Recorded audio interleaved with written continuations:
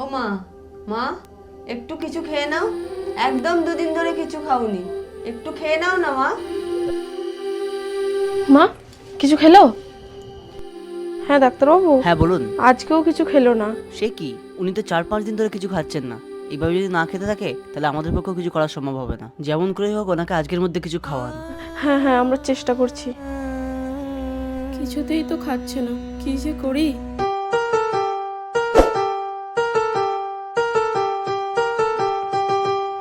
পাচক মশাই, জুনিকে কোথাও খুঁজে পাওয়া যাচ্ছে না।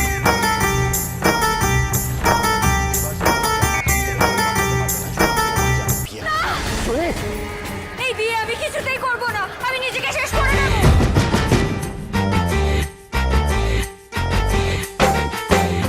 আপনার এবার কেমন জব্দ হবে?